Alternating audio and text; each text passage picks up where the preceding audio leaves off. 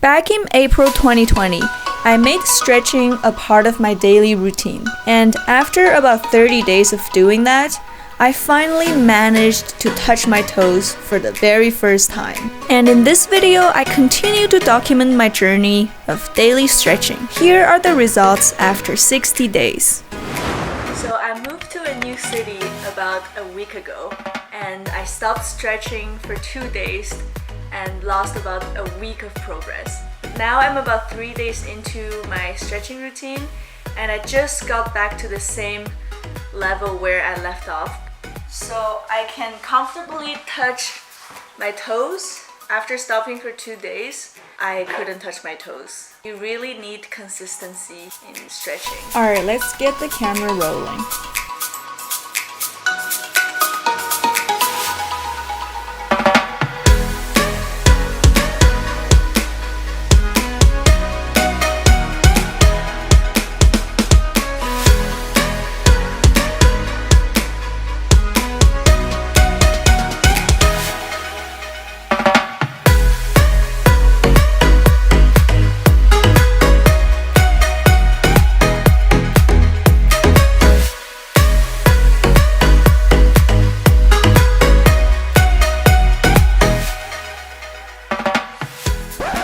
At this point, you probably realized it too, is that I haven't made much progress in the last 30 days.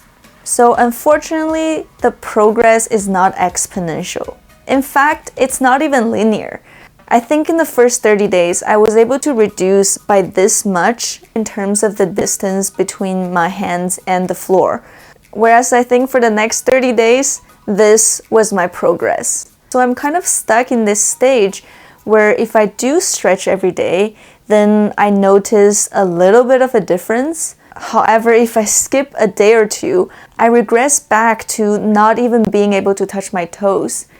So it can be rewarding, but also very frustrating. So if you're also doing daily stretching and you've noticed the same pattern of slow progress, fortunately, we are not the only one. Actually, for the majority of the people who are not so flexible, increasing our flexibility takes a lot of time and dedication. For some people, it takes several weeks or even months to have a noticeable difference.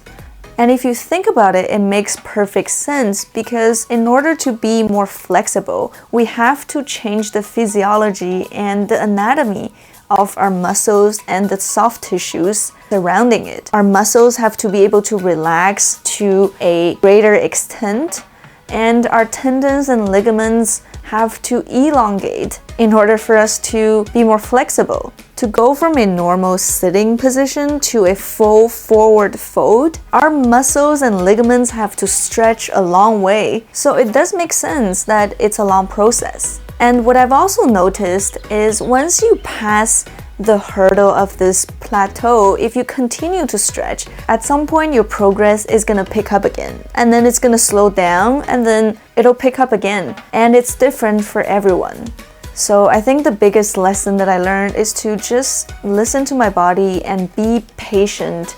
And another thing that I found has really helped me is instead of doing only passive and static stretching, I incorporated some dynamic and loaded stretching exercises. I will talk more about loaded stretching and dynamic stretching in my next video, so stay tuned.